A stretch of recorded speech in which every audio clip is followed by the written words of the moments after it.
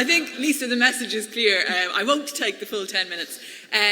Comrades, Akarja Galer, Guramagwiv, it's been a super debate.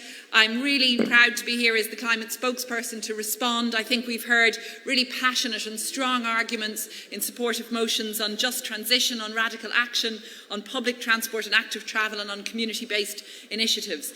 And indeed, these are the sort of motions that really, I was going to say drive, I'm not going to say drive, that they provide a cycle path, not a roadmap, to enable us to fulfil radical policies and radical measures to tackle climate. And these are the sort of policies that we in Labour are uniquely placed to deliver upon and to embrace, as the red greens that I believe we all are.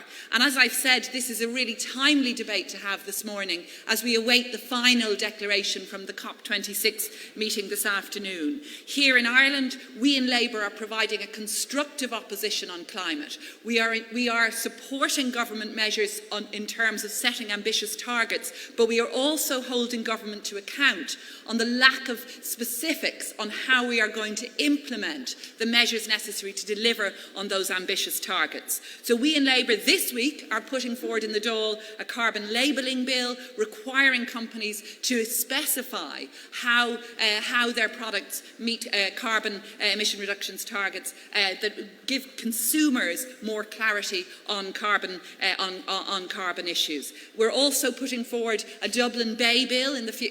We're preparing that now to provide for an overarching statutory body to take responsibility for the amazing amenity that is Dublin Bay, to ensure that we have better quality of life, better marine diversity and better biodiversity in the Bay, as well as enabling development of the infrastructure for public use for swimmers and others. We're also putting forward a right to repair bill to deliver more on the circular economy, and these are just some of the initiatives we're taking within the Dáil. At local level, all of us are doing what we can also. Just yesterday I met with local community in Ringsend about the development of new cycle infrastructure on the Sean Moore Road, because we need to bring local communities with us. And I think the debate we've heard this morning has really emphasised the practical steps that Labour, as socialists, as social democrats, can be taking to ensure that we do deliver on the necessary reduction in climate emissions, that we do achieve decarbonisation.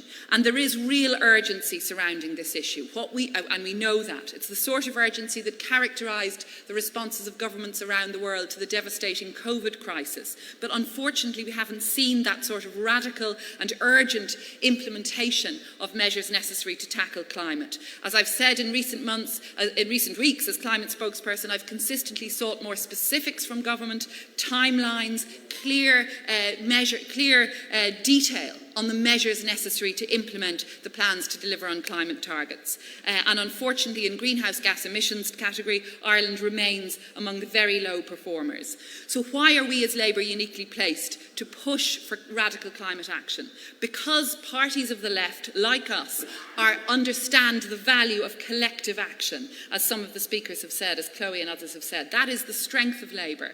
There's growing consciousness worldwide of the need for strong public sector intervention, strong government intervention and cooperation on climate change. And that's one of the reasons why we're seeing parties of the left winning elections in Germany, in Norway and elsewhere. So our Labour movement, our international social democrat and socialist movement, is uniquely placed to deliver on this. Mary Robinson, a Labour woman, this week we saw making an impassioned plea to world leaders to ensure that there would be urgent action taken on climate. She's previously said that we will not succeed in ensuring a safer world for future generations and fighting climate change without first ensuring dignity and rights of all people alive today are respected and protected.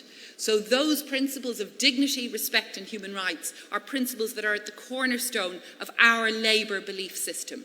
The belief system of the party of Mary Robinson, of Michael D. Higgins and of all of us who are so committed to taking red-green action on tackling climate change.